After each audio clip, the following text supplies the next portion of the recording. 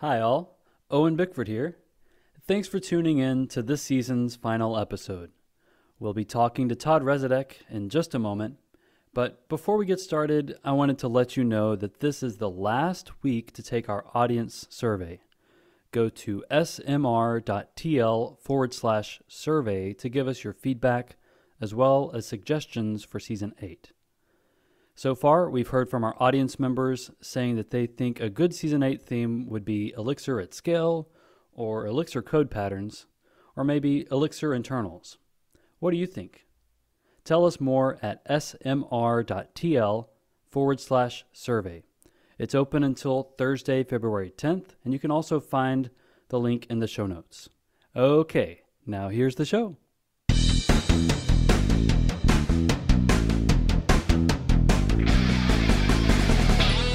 Welcome to the final episode of Season 7 of Elixir Wizards, everybody. A podcast brought to you by Smart Logic, a custom web and mobile development shop based in Baltimore. My name is Alex Housand. Today is my birthday, and I will be your host. I'm joined by my co-host, Sundy Mint. Hello, Sundy. Happy birthday! Thank you. And also Eric Ostrich. Hello, Eric. How are you? Hello. Glad to have you on. This season's theme was Impact of Elixir, and we are joined today by a very special friend of the pod, Todd Resudek. Hello, Todd. How are you? Hi. Happy birthday. Thank you. Thank you so much. Feels, like another year around the sun. Feels pretty much the same. Well, tell us how old you are now. I am the ripe old age of 29. Forever. Yep. Me too. I know. I heard that you were just turning 29, actually. Yep, my birthday's coming up. I'm going to be 29 again. Wow. Congratulations. Thanks. You're welcome. When we were getting ready to record, you were telling us that you have a really funny story about your last name. No, it's not funny. It's tragic. It's not Oh, well. Oh, no. Well, now I've introduced it horribly, but I feel, what's the tragic story about your last name? Well, okay, so it's a very uncommon last name, so I'm not unfamiliar with people mispronouncing it, which is fine. But at my wedding reception, my father-in-law insisted that he announce us as a couple. And so he did, but, he had only known me for like 7 years at that point. So he introduced us as Mr. and Mrs. Resudek, which is, I feel like, is not even really that close. Okay, so more tragic than funny, right? But it is still kind of funny. Like, we shouldn't be laughing, but it's happening. It's something. It says a lot. Tossing an N in between the D and the E, I think. Yeah, a lot of extra letters in there. It was a less than average attempt. I feel like we all have some kind of wild stories about name mispronunciations. Alex, I feel like I remember one you had from college. Or was it a nickname? I have so many, and I don't understand why. I tell people my last name is Thousand, but without the T. That's exactly how you pronounce it. I get a lot of Hussans. That's the most common, which I guess I kind of get. I've also gotten Hauser, which I don't get because there's no R. Oh, and also like no W. I've gotten Hussein before. I don't understand. It's just like people glance and they don't intake. Like the first time I encountered the HOUS sound, that's the way that your name is pronounced, was when I was in New York. I was going to Houston Street. I was going to a restaurant around Houston Street, and I was asking my coworkers, are we going to Houston Street? Because that's how it's spelled. They were like, you mean Houston Street? And I was like, why are you looking at me like this? The rest of the country pronounces it one way. I just don't know what to tell you. Very particular about how they pronounce it up there. Yeah. Eric, I'm sure you've got a name one. Sorry, Sunday. Didn't mean to interrupt. I mean, the obvious one is just ostrich. I've gotten destrich before. Adding in a letter or two. Yeah. Someone it's just the O to a D. So someone just handwrote it weird, probably. I swear someone stuck a G somewhere in the middle once, and I can't even remember what they did, but it was like, what? How did you come anywhere near that? But yeah, it's mostly just ostrich, so. Huh. I feel like most people just can't figure out my last name. Well, first of all, the first name, they typically either get it completely right or they just are so atrociously wrong I can't even correct them. It's like a lot of Sundis. But the last name is one syllable, and people often just like cut it into two. They usually say Myant. And my mom, when she was teaching third graders, would explain to her third graders that her last name was like you make a meow sound, mia, and then you say mynt. And that's how you say my last name is mynt, like one syllable. And I always thought the meow thing was kind of funny because she started doing that before I like showed an appreciation for cats and I got a cat. You know, it was just like kind of funny that that appeared in my life. But yeah, I'm sure there's lots of good stories, but nothing quite as special as Todd's. No. Well, someday it's something to shoot for. Yeah, I'll let you know when it happens. All right. And if you're Sunday's boyfriend, it's not too late. Get that wedding going. Start thinking about ways you want to pronounce mint. Ponder it.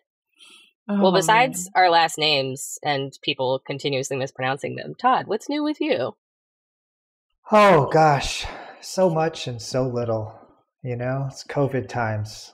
I feel like it's been 10 years and it's been 2 days. But Absolutely. I think that the thing on my mind is conference planning stuff. I was really excited to start seeing people down in Austin, which I saw Sunday down there at Elixir Conf. And so that sort of got my conference juices flowing again. So I'm excited for the conference coming up this spring. Yeah, and we've talked about EMPEX a little bit. Todd, do you want to give like a little spiel?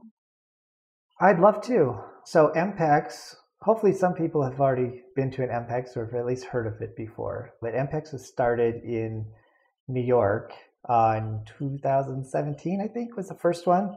And then one of the organizers, Desmond, moved out to LA, and so he brought a version of EMPEX to LA, and that's been going on since 2018. And now Chris Bell, who's from podcast fame, and I are doing a new version of it called Elixir Mountain, which is going to focus on the Mountain West region. And so our first conference is going to be on May 6th in Salt Lake City. So we'll have May 5th, we'll have some trainings, and then May 6th will be the conference. So we're really excited. Hopefully we see a lot of faces there. That's awesome. Sunday and I have a former coworker who was insistent that Mountain Standard Time just didn't exist. He was like, it's trash. It's not real. Completely refused to acknowledge it as place. There's someone in a different community I'm in, totally unrelated, that also claims that Mountain Standard Time is a void zone and doesn't exist. So this must just be a thing that's like bigger than I would have guessed. They're all in a secret club together. You never know. Are they like on Arizona time or something? No, they lived here in DC area at the time. They lived in St. Louis, so it's not not even in the time zone. Okay, well, according to the bus here, it's Mountain Standard Time, so you're gonna be an hour late if you don't adhere.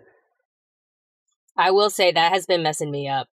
Like, I've been traveling across the country and the time zone changes have been really messing with my brain. Like 7 a.m., 10 a.m. What time is it there? What time is it here? I don't know. Where are you today? Today, I am in Caprock Canyon State Park in Texas, where there are free roaming bison, which is pretty cool. That's awesome. Yeah, pretty cool. And prairie dogs, which is also very, very exciting. They're cute. They chirp a lot. They'll you walk up, you kind of start to walk around and they look at you like, are you going to still come this way? Or are you going to leave us alone? And then they hide in their holes. They're great. That's kind of what cats look like, to be honest. Do you have prairie dogs everywhere as well, Todd? I know they're around Denver. Oh yeah, we have a lot around my house and stuff. Are they pests? I mean, not to me, they're not. But if you're like a land developer, they're considered a pest. But I like seeing them. I'm with you. They're fun. Todd, are you saying they're all over Colorado? Yeah. So I'm going to see prairie dogs in Colorado? At least in the Front Range. Yeah, if you want to, you can see prairie dogs. That's for sure. Okay. I'm going to have to make some time for that. Okay. Well, there's a really nice zoo near where you're going to be in Colorado Springs. Okay. So you can see many animals if you wanted to.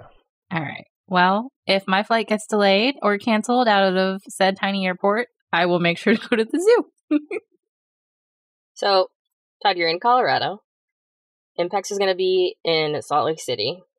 You are currently wearing a Wisconsin hoodie, and I've seen you tweet about Ohio State football. Oh. So where do your allegiances lie? I grew up in Wisconsin, and my allegiances align with Wisconsin football. I have only tweeted about Ohio State football because I don't like them at all. And I like to watch them lose, which is really... I was thinking about it this year, and I was like, you know what? I actually get more satisfaction on Ohio State losing than on Wisconsin winning a football game. That's how much I dislike them. Sorry, Ohio State Buckeye fans. I have a lot of friends in the Columbus area, and I apologize, but that's just how it is. So, yeah. You can't change the way your heart feels. And these days, you got to take your joys where you can get them. It's the little things. Yes. It really is the little things. I had a thought about Wisconsin. Oh, I remember what it was. I have a good friend who's from Milwaukee, and I love his love for the Bucks. And I think "Fear the Deer" is an excellent slogan. That's so funny. I wish everyone could see the face I'm making. You pronounce Milwaukee with an L, which proves that you're not from Milwaukee. Is it? How do you pronounce it? What do you pronounce it with? Just people from... No, just Milwaukee. Milwaukee. Yeah, Milwaukee. So Milwaukeeans will say Milwaukee.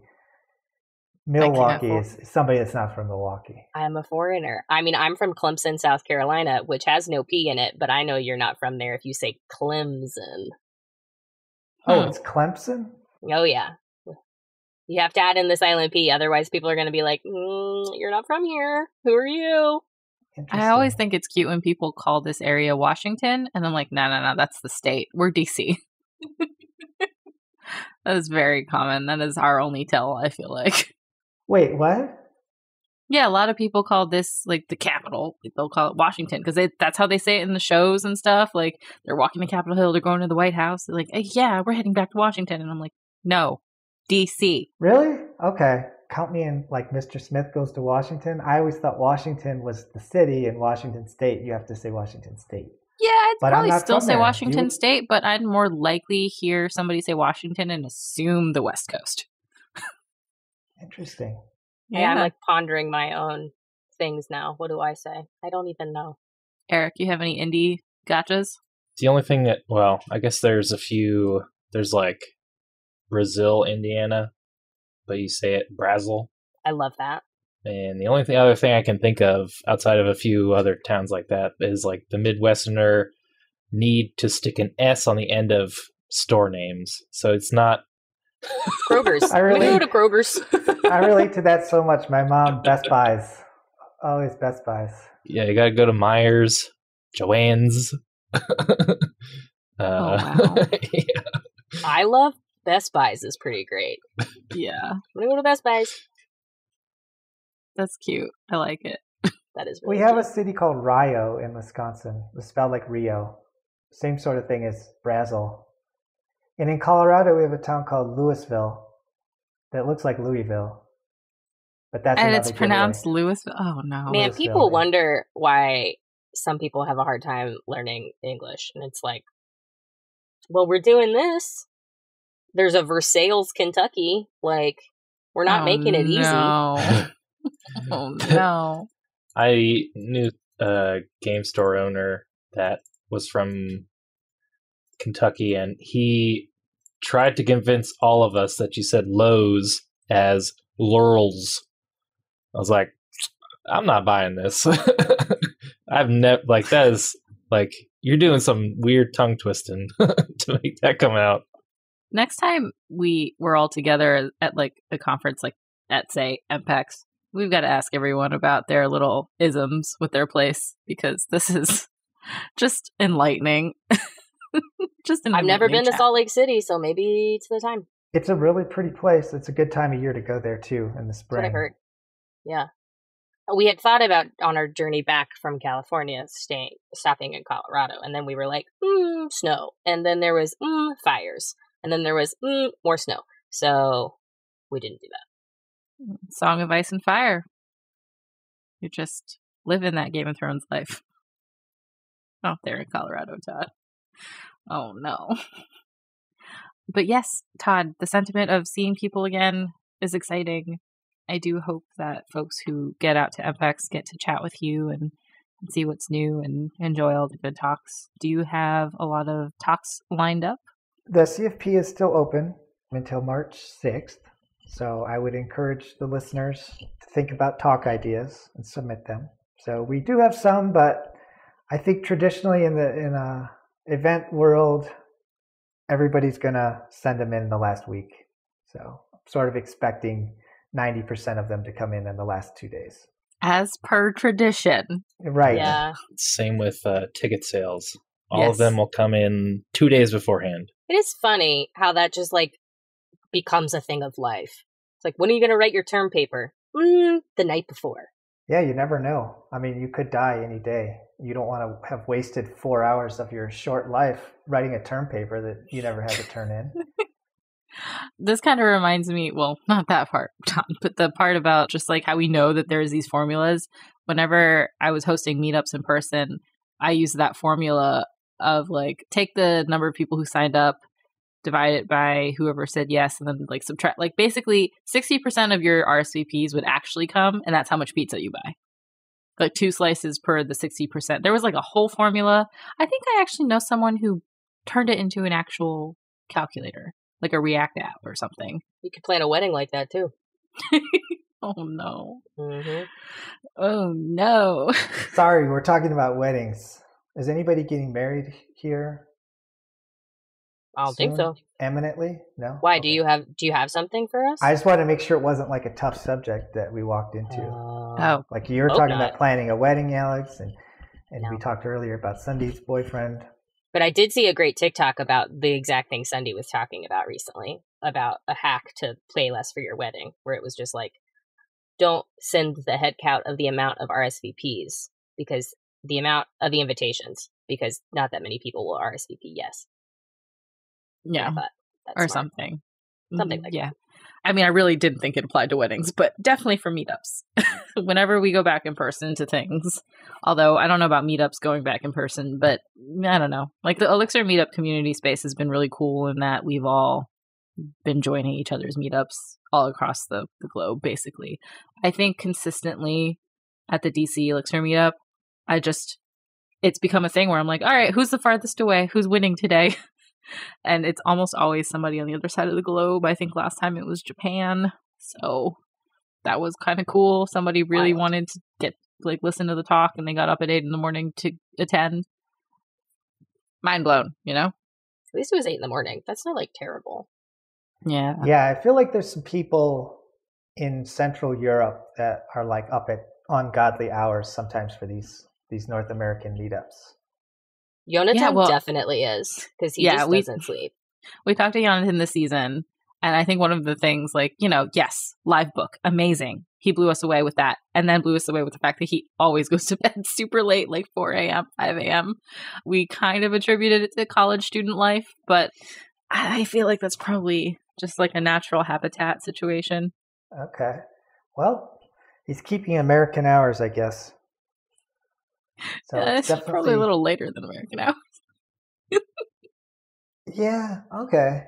I guess I think about like whenever I work on Hex stuff, the other 2 contributors are in Central Europe. So it is like 8 hours ahead of me. So usually by the time of day when I'm ready to start looking at it, it's like I look at my clock and see what time it is there, and I'm like, okay, yeah, I won't be hearing back from them till tomorrow. Sometimes I do, but most times, yeah. Yeah. Again, time zones. Time zones. Yeah. Do you know the history of time zones? I don't know I the do, history of I time do. zones. Okay, Sunday does. I want to Listen know, these though. things. Unless it's not this, but what I was told was it was like a normalization that came from trains going across country and needing to have if your delivery was coming at this time to coordinate when things were coming on and off the tracks. And then there was like a time on the train too, right? Oh, train time. Yeah, that sounds familiar. But it makes sense, right? Like before mechanized travel, it really didn't make any sense to have a time zone because you were never talking to anybody that would have been in a different time zone. And it would have taken you so long that like your body would have adjusted naturally, so it wouldn't have mattered.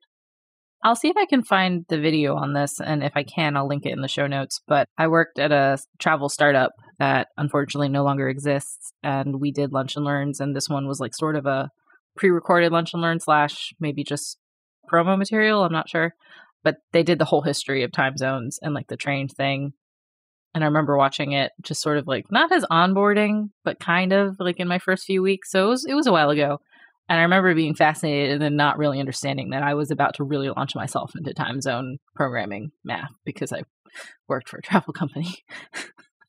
This makes me want to say train travel is great. So if you have the opportunity to travel by train, everybody do it. Also, I would love to play Ticket to Ride right now. So now I've got that. I'm thinking about that. Great game. Overarching theme, trains are great. All right. Train life. Got it. While looking up railway time, I discovered that time was normally determined in each town by a local sundial, which is like so different. Who knows how to read a sundial? Sundials always make me think of Hercules because there's a scene where they go to Thebes and the guy pops out with a jacket and he's like, "Hey Mac, anybody want to buy a sundial?" In exactly that accent. I think about it all the time. Also, it's another way that people pronounce my name. Yeah, they just straight up look at my... Alex is looking at me incredulously right now. They call you sundial? Uh-huh. They just manifest AL at the end. That is the definition of giving up. I don't think I've ever seen Alex's... I wish we could... I wish this was video right now. That's so atrocious. I will say that it's a rare thing in the Elixir community to have somebody say my name wrong. I do appreciate that this podcast has given me a space to say my name correctly. I will throw that out there. Elixir Conf was very smooth sailing. No one said my name wrong. I'm never going to get over sundial. That's wild to me. I'm sorry, Sunday. That's so cruel. That's all right. I'll toss you back to give you, your bearings again. You want to talk about Dune memes? Yeah, I want to talk about Dune memes because, again, Todd on the Twitter, seen you on the Twitter, and you tweeted some stuff about Dune. I would love to know your overarching opinions of the movie. I've never read the book. And then also, what are your favorite Dune memes? Oh, man. We've linked a few in our script that I'm sure we can post for everybody as well. Yeah. So here's my history of Dune. Dune was made into a TV movie that came out in 84 or 85, I believe. And I distinctly remember it being on one night, Friday night maybe. I think it was probably a Friday night or Saturday night. And I was waiting for my friend's mom to pick me up so that we could go to the roller skating rink. And I remember thinking, man, when will she get here? This movie is so bad. And so I'll never think of Dune and not think about going to the roller drome. And that was the first and last time I ever watched anything from Dune until the South Park episode came out with Tom Brady, where they talked about the spice melange. And I realized that was a Dune reference. So yeah, Dune to me is roller skating rink and Tom Brady episode of South Park. That's basically it for me. Sorry. I love that. That's a kind of a better opinion than I was hoping for, honestly. And it's just other references. Is that a hot take? I think so. Are you a good roller skater, Todd? No, not like Mickey or anything. I know how to roller skate. I can ice skate. I can roller skate, but not like really well or anything like that. It's just something I know how to do, I guess. Yeah, Mickey was putting together like a roller skating Elixir Conf after party situation. That's awesome. That I was thinking, I was just really scared of hurting myself and then having to fly back with a like sprained ankle or something. And then also having to skate on team, people who would be mad at me for roller skating. Roller skating's fun and all. Good for, I love Mickey, but I just go wherever Yair is going at conferences. I know that there's going to be something fun. So I just And followed him Mickey, if you're listening, we told him to say that because he's on the Elixir Wizards podcast. What if Yair rented out a roller rink? around. If he rented out a roller rink and invited me to come, I would go. Awesome. I don't even care where it would be. Even if he rented it out somewhere far away, I would get a plane ticket. I would go there. I've only ever learned how to roller blade. I would go to Washington, but then I would be in the wrong place. State There's no or roller DC? rinks in DC. No, but a lot of the ice rinks will remove the ice and turn it into a roller rink. There's an outdoor public roller rink in Maryland on the Anacostia Riverwalk Trail, that. which is pretty cool. But also, yeah, like the rink that I skate at will like remove the ice and turn it into a roller rink, which is also in Maryland. I used to go to like Friday night skate in elementary school, which I guess it's not really weird because I never had hover parents, but thinking back then, it's like, yeah, I'm going to send my 9-year-old to go hang out with some middle and high schoolers at the roller rink. I don't know what they were doing, but we used to play red light, green light on our roller skates. It was awesome. It was just kids just flying everywhere. I did this all middle school, but sub roller skates for ice skates because even though I was practicing like 5 times a week, I couldn't get enough of the ice rink and I was still there with my friends on Fridays. So when I was a kid, like every 10th, 12th song was couple skate. So it would be like a ballad song and then it would just be for couples. Is this universal or is this just where I was? I think they did that at the roller rink that I went to, but it was different because it would have been like 2000 and 2000 to 2003. So I don't know what the couple skate would have looked like, but I do remember them playing slow songs. Oh, we had nothing slow. Absolutely nothing. It was like... How do you couple skate? Do you just like link arms? See, that's the trick. This was a lot of stress when I was a kid. Because to couple skate, like, to really do it right, one of you has to skate backwards. And one of you skate forwards. And so it was like, as a guy, you have to learn how to skate backwards. Because if you ask somebody to couple skate and you don't know how to skate backwards, it's kind of embarrassing. It's like asking a woman to dance and then not being able to lead, and then she's leading, which is fine. I mean, whatever. But traditionally, it's kind of, it's not cool. So it was like a big stressor. You have to learn how to skate backwards so that you can ask a girl to couple skate. And then she would always be like, can you skate backwards? And sort of like a qualifier whether she would say yes or no. That's so fun. I mean, probably stressful for you, I'm sorry, but that's just like a fun concept to me. Mostly because at my Friday, like figure skating, like hangout things with my friends, they always spent at least 30 minutes asking me to teach them how to skate backwards. Not for like pair skating purposes, just they wanted to know how to go backwards and how to stop. Usually everyone just ran into the wall. That's how they stopped. Or another person, usually. Yeah, I was going to say, the running into the wall, I like vivid. It's just like a cinder block barrier. You're like, I'm going full speed. Can't stop. Crap. Yeah. Whack into it. I don't know how to stop on rollerblades. Which is the only one. I don't know how to skate. I only know how to blade. I don't know how to stop. Which one is the 4 and which one is the full row of wheels? Row is a blade. Okay. And the 2 and 2 is a skate. All the roller blades I had as a kid had, I think, one or both of the feet. You just tilted back and had a little rubber stopper that left a big skid mark. They make now, I've actually been looking at them. I just don't have anywhere to use them. They now make figure skates with roller blade wheels, but the boot is actually a figure skate. Like you could remove the blades and put a figure skate blade on and get on the ice. And they're really cool looking. I think they're called off-ice skates, but it looks to me like office skates, which, you know, whatever works. They look so cool. But I've always said that falling on the ice is way less painful than falling on gravel or like a tennis court or anything, because you can't rip your knee open on ice. Not really. But yeah, so it looks way more dangerous on the ground, but it looks really cool for somebody who can't get to an ice rink because it feels the same. You can spin, you can jump, you can do all the edges correctly. Yeah, it's wild. It's a whole thing. I went in hard on Instagram, Alex. I'll have to send it to you. They're all there. The idea of office skates, which I love that, like, that would be what my brain does too. I just picture a Healy. And if you could like Healy around an office, you're like, I gotta go to the kitchen. And then you just zoom over. I may or may not have worked at somewhere that was like that. Everyone skateboarded to meetings. And that was the thing. Okay. No one got injured somehow, you know? Todd, I wanted to ask you, because you did have some amazing notes here in our little script. What was your favorite episode from this season? Just rapid shift. Okay.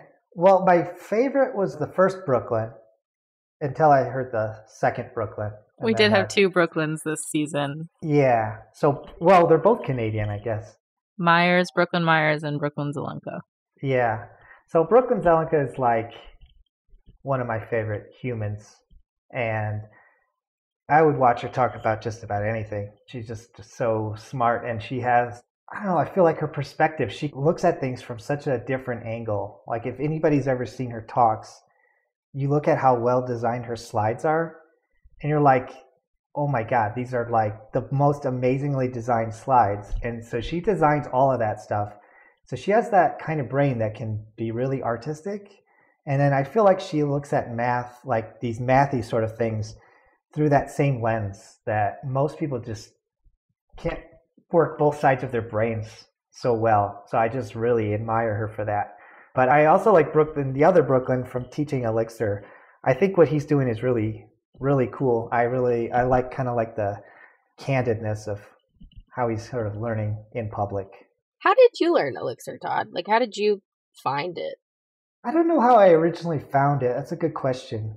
But when I started working at Weedmaps, we had a couple people that were interested in moving things over to Elixir. So it just kind of happened to fall into my path at work there. But we also had a really good meetup where I was living at the time that taught Elixir, had some experienced people that were able to like really, the way they organized the meetup is like the first meetup was like bare bones. We assume you know nothing, and it sort of taught beginners on up for like a whole year. So that worked out pretty well. But yeah, I don't remember how I first heard about it. That's a good question. Yeah, because my Incendies was just by accident. Yeah, you do what the job asks of you, and every once in a while you get a gem, like Elixir. Indeed. We heard a lot of different people talking about what their hopes for Elixir were. I think a common thing that we heard, I think we heard it in Brooklyn Myers' episode a lot, was, and Siu also possibly, I'm trying to remember. They're all kind of blending together in my head, but the whole concept of, we really hope at some point Elixir can be someone who's learning to be an engineer, for them to have that as their first language. Did you agree, disagree, kind of vibe with that sentiment, Todd? I mean, I think that would be cool. I mean, there definitely are people who Elixir is their first language for out there. I think that is nice.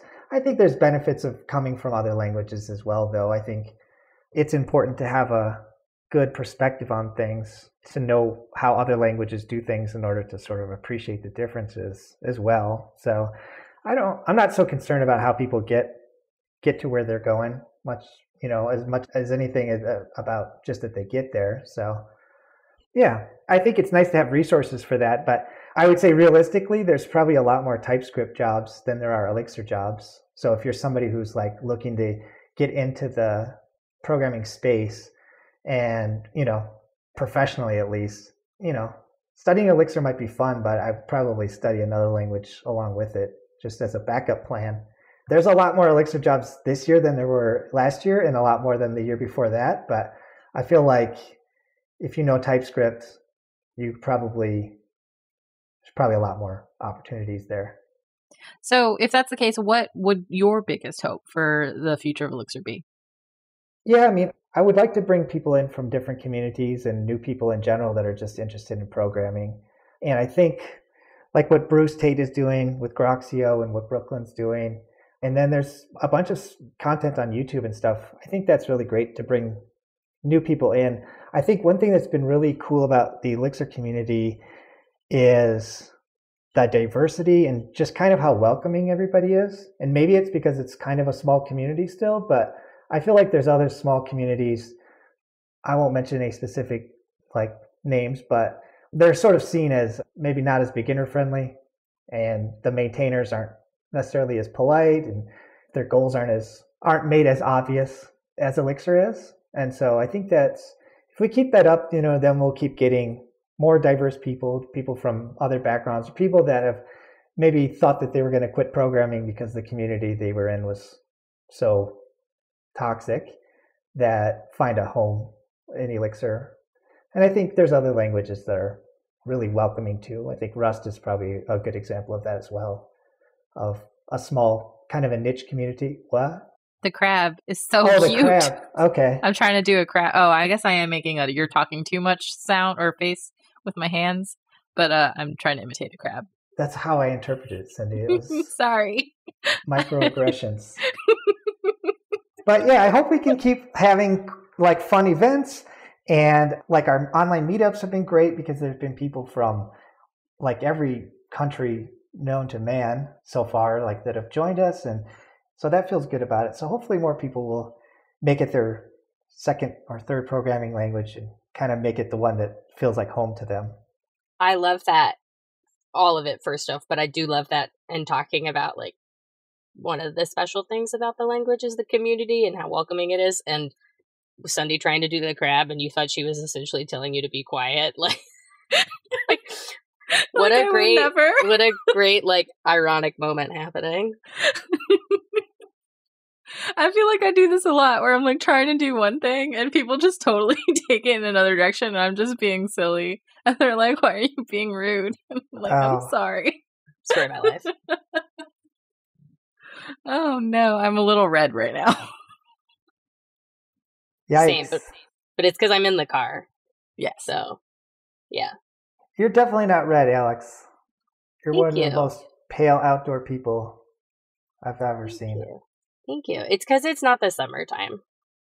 I've been getting better about wearing sunscreen. Amazing. I've actually kind of been picturing Alex in red in the sense that, like, I've been calling her "Where in the World is Alex Housen?" in the same way it's like "Where in the World is Carmen Sandiego?" who wears a red coat and red hat. Yeah. We have a nice collection of Alex emojis. And if Alex Carmen Sandiego one appears, you know where it came from. It would be cool to own a giant floppy red hat. Red coat. But I don't think I would get much use out of it. Like a Halloween. Maybe. Yeah. Except for sometimes in DC, not Washington, we have very hot Halloweens. You never know. I actually tried to be Carmen Sandiego a few years ago, and it was too hot for the red coat. It's just too hot. Mm-hmm. That is very true. Todd, there was another thing that we heard a few times this season that I think it was something like learning Elixir changed the way that people looked at programming in general and maybe in other languages as well. Do you similarly have a thought about that kind of vibe? I think that functional programming definitely has an effect on that. I was a Ruby programmer for, I think, 7 years maybe, full time. And I haven't done it for 4 years now at all. And one of my projects at Jackpocket is sort of pulling out Elixir services from a Ruby monolith. So I'm finding myself in the Ruby code base. And man, I don't know how people live like that anymore. Like, I know it used to make a lot of sense to me, but now just being used to the functional paradigm, it just seems so much simpler than this object-oriented paradigm where side effects everywhere and you don't know where this thing is being set, if it's some magical Rails thing or if it's some monkey patch thing that's in this app or what. No, but I think definitely learning a functional language, whether it's Elixir or something else, it definitely changes the way you think about things. And then Elixir and Erlang specifically on the virtual machine definitely has a set of primitives that are built for certain tasks, and no pun intended. And so I think that like the way you would solve a problem in the Beam is definitely different than the way you would look at a problem in Ruby or some other language, I think, because of that. So yeah, I think that's fair. It has an impact. And like what I'm thinking about is when you like learn a new language, not a programming language, learning how to speak in that language's patterns can affect the way you speak in English sometimes, where you like try and put verbs and nouns in different orders because your brain is starting to think in different ways.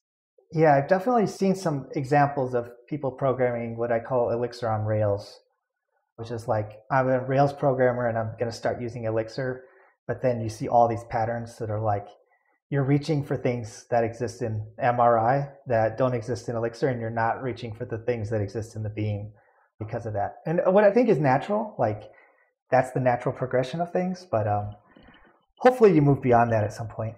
Yeah, I think that like switching can be hard too, right? When you start to get used to these other ways, and then you try to go backwards, and you're like, I don't remember. What do I do now? I know I personally deal with that often. There was something recently that I was trying to debug, and I think I had to ask you, Eric. I was so frustrated. I couldn't figure it out. I was doing something in Flutter, not Elixir, and I was trying to console log something, and I had print, or maybe it was in Elixir. I don't remember. But the printer pop-up kept opening on my laptop, and I was like, what am I doing wrong here? Yeah, you were doing Flutter for a while, and then you switched to some JavaScript and just started doing print, and you're like, this keeps popping up. I have no idea why. I was like, what's going on? What have I done? Wow. That could be very frustrating, but it's a good way to debug, as long as you have a printer. Exactly. As long as I have a connected printer, which I do have now because of the pandemic. So, can we get everyone a teletype machine so it just prints out one line at a time? Like a little for your ticker actual tape on your console? desk? Yeah, for your actual console log.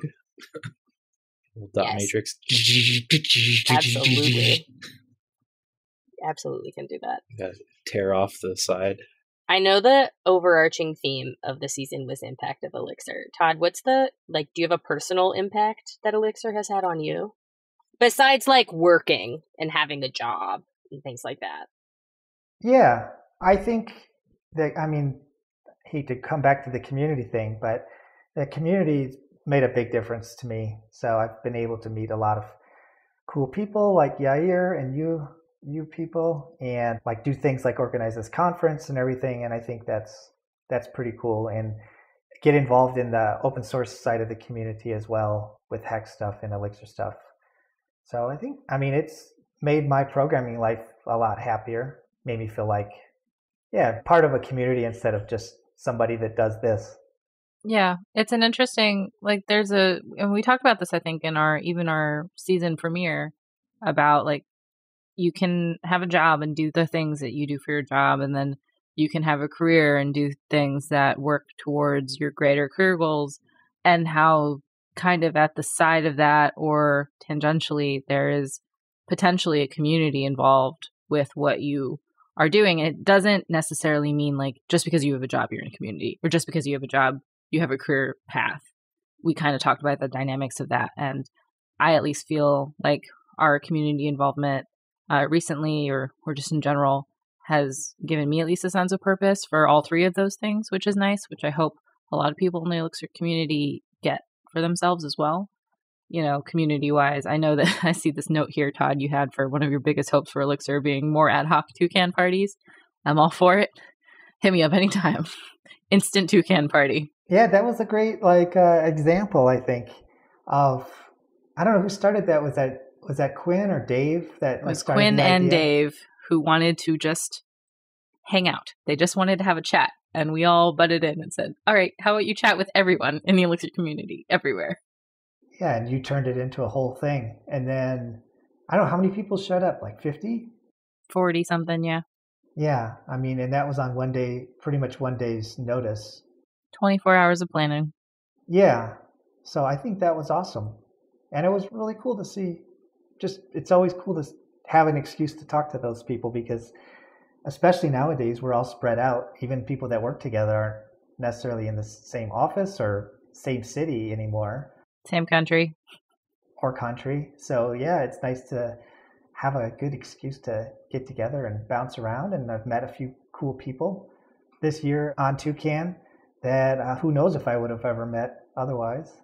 I know that for the Wizards conference last summer, we met Florian Kraft. I'm mispronouncing his name and not pronouncing it in the German way, but would not have met him otherwise. Got to hang out with him on Toucan and then got to have him on the podcast. It was great. Yeah, and I'll shout out the Elixir Wizards conference as well. I met a guy by the name of Bill Tian, who's in Switzerland. Posts the most amazing photos of like Swiss countryside all the time, and I usually think it's a painting, and then I realize Bill posted it, and I'm like, no, it's his front yard. Yeah, this is his actual life. It's like the sound of music every day, and it's like, oh no, I was just walking my dog. And yeah, I think like Bruce follows him, you follow him now, and I think we all probably first met him at the Elixir Wizards conference. And yeah, I mean, just seeing those pictures brings joy to me whenever I get to see him. So that's been a real blessing. Hopefully he's listening. So shout out, keep the pictures Yeah, coming. invite us all to Switzerland. Yes, please. Yeah, I think obviously for me at least, the impact of Elixir has 100% been the community. I have never been so happy in a tech job because I don't even, it rules so seamlessly between my life and the career and like the community that I was talking about earlier. The balance is probably the best I've ever had, and I really appreciate it. I mean, I'm sure you can find that in other languages, but I found it to be really good for here, especially I've proven it against 2 jobs now. So, yeah. Your last job was at Kava, right? Mm-hmm. Mine and Alex. And Alex. We just finally got one in my town. Okay, Oh, yeah, the I've not Colorado been there expansion's happening now. Forgot. Wow. So excited for you. Yeah, I All am right, excited. I'm going to have for to go over there sometime. What do you recommend? I personally love the roasted vegetables. Harissa honey chicken for me. Okay. Or is it honey harissa chicken? I always mix those up. It's the same. I mean, you order it, they'll get it right, but I always wrote it in the wrong order. And the garlic dressing, if they have it, is just like... We used to eat it in like bowls when they were doing like test kitchen stuff. We would just be sitting there eating it with chips, like dip. So you had a test kitchen at the office? I mean, we had a chef's kitchen, and the chefs would come in and test food. So however you describe that. Okay. A test kitchen. You know who also really loved that test kitchen? Alex's dog, Bean. Mm-hmm. That sneaky little dog. She'd come to work with me on Fridays every once in a while. And I would look down, and she wouldn't be there. I'd be like, I bet she's in the kitchen. And she would just be circling the kitchen island, like, waiting for somebody to drop something.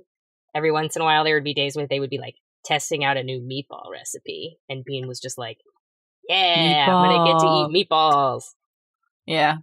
I always appreciated that, like, she followed Alex around a lot, but she also followed her chefs around a lot, too. Wow. Yeah, she knew the chefs. She knew the keeper of the food. Which I would like to say, not unique to Kava, but... Wasn't there like a trope, the Muppet Show back in the day where the Swedish chef would always get chased around by the dog? Rolf or something? Yeah, there was. Finger. I love the Swedish chef. Yeah, a continuing theme in my life is chatting with Eric on Monday mornings, and he's like, what did Bean get into over the weekend? And there's usually an answer. The most recent thing that she got into was she got into almost an entire bag of calming treats with hemp extract. She had to have eaten like 20 of them because she finished the bag. And I had to call the vet. And I was like, what do I do? And they said, she'll be fine. She weighs 70 pounds. She was just like calmer a little bit. Yeah, that was your vet also said that if she doesn't calm down from this, then you know not to buy it again. So I guess you don't need it. Oh my gosh. I was just about to ask Eric, like, what's the best answer you've heard on a Monday morning? But I think that kind of probably takes the cake. I don't know, man. Yeah, I think that. And then it's usually just like bags of potato chips that she's like knocked down, or like pies, or pizza. Was there a pizza? Oh, there was a pizza. Mm-hmm. She ate 5/8 of a Detroit-style pizza, which was incredible because the box was on the kitchen counter and the pizza was on parchment paper in the box.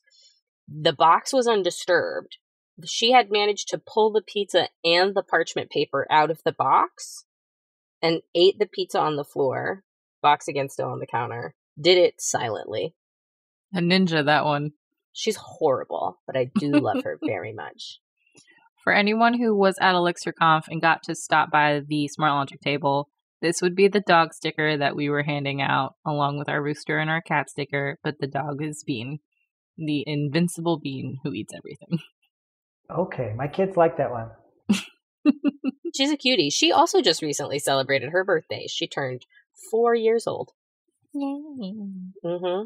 She's also a very big fan of the prairie dogs. Oh, no. Yeah. Would love to chase them. Please get a video, and if you can, we'll put it in the show notes somehow. She's just like, oh, do you guys see that? Do you guys see that? Look at that thing. All the time. Eric, Alex, you both had talked about the impact Elixir has had on you earlier, like at the beginning of the season. Has it changed at all since we've gone through this season? Or is it more or less the same? It's an excellent question, Sunday. I think more or less mine's the same. I think something that I think it's kind of Elixir and also just kind of smart logic is I feel like over the past month, I've had the opportunity to do a lot of personal growth and development, but learning about deployment and things like that. Kind of both. And I feel like when I've run into problems, the resources that I have found and online in the Elixir community have been very helpful. So I think similarly, the community is still just kind of the top for me. Yeah, probably similar. I haven't done too terribly much Elixir since we started. Been getting more into the weeds of learning management and whatnot.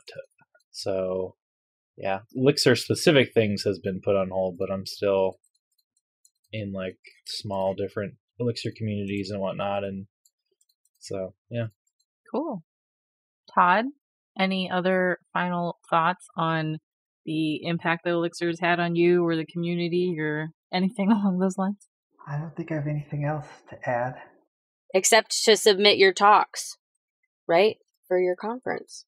Yes, that's a future impact. That's going to impact future Todd if you don't submit your talks. Future Todd. So submit your talks. And buy your tickets. Get your tickets to EMPEX, empex.co. Empex.co to impact future Todd. I mean, it's going to impact me either way. True. But it's just a matter of positive or negative. Yeah, that's true. We don't talk too much about the fact that impact can be negative or positive. But on the positive note, I wanted to say that, Todd, just overall, we've heard through the community that you're a wonderful presence. Everyone loves your talks, your tweets, your jokes. You're a positive impact on the community, and we thank you for being here. Not just on the podcast, but in general. Oh, for being alive. I'll let my parents know. All right. Thank you for relaying that for me. But thank you. It's my pleasure. I enjoy meeting everyone. And I hope that I add joy to people's lives. You're adding joy to my life right now. That's good. We've really gone all over the place here, you guys, talking about trains. I had another thought about trains, but I can't remember it now. So I guess that's it. We've almost not talked about programming at all. I hope everybody has enjoyed this final episode where we don't talk about Elixir. This is Elixir Outlaws if you don't talk about programming. I will say we followed the outlaw outline to a T, where we talked about nothing for the first 30 minutes. And then what did everyone's kids have for breakfast? Bean, who is my child, had dog food. And this one that I'm holding right now, cat named Marble, had cat food and maybe some bone marrow. Mine had milk and Belvita, which is his current thing. Okay. And he likes to leave all 4 stacked on the table, and then he dips his head down and eats it without using his hands. Like a bird. Yeah. I like it. This tracks. This is a human baby that you're talking about? Okay. Correct, yes. Okay. Not He the sits rooster. he sits in his chair, he drinks his milk, and then he eats his little crackers. Sometimes he'll pick up all 4 and eat them at once, or he'll lean down and eat off the table like a little puppy. So, what else is a less than 2-year-old supposed to do? Makes sense. I mean, you guys have a lot of animals around the house, so he's probably mirroring what he sees. Before you know it, he's going to start nibbling on lettuce like the guinea pigs. Oh, no, he's not quite into vegetables that yet. Oh, he'll eat vegetables, but not like leafy things. Probably shouldn't actually say this, but he has. We have cat bowls out on a like fireplace mantle thing, and he's like stuck his head in them before. They were empty, but he sure mimed eating cat food. So Amazing. Gross. But like, I don't know. Kids are gross. So, but they're kids great. are gross. Yeah. Yeah. It has been an absolute joy speaking to you, Todd, and also to everyone on this season. It's just been so rewarding to talk to people about why Elixir has been important to them, how it's changed their life a little bit, or impacted their work at all. So, thank you, Todd, for being here. Yeah. Thank you, Todd. It's my pleasure. It is our pleasure to have you on. And that's it, everybody, for this final episode of Season 7 of Elixir Wizards. Thank you again, Todd Resudek, for joining us today. Elixir Wizards is a Smart Logic production. Today's hosts include myself, Alex Housen, and my co-host, Sundee Myint and Eric Ostrich. Our producer is Bonnie Lander, and our executive producer is Rose Burt. Here at Smart Logic, we build custom web and mobile software, and we are always looking to take on new projects. We work in Elixir, Rails and React, Kubernetes, and more. If you need a piece of custom software built, hit us up. Don't forget to like, subscribe, and leave us a review. Follow at SmartLogic on Twitter for news and episode announcements, and you can also join us on the Elixir Wizards Discord. Just head on over to the podcast page to find the link. And thank you for joining us this season on the impact of Elixir.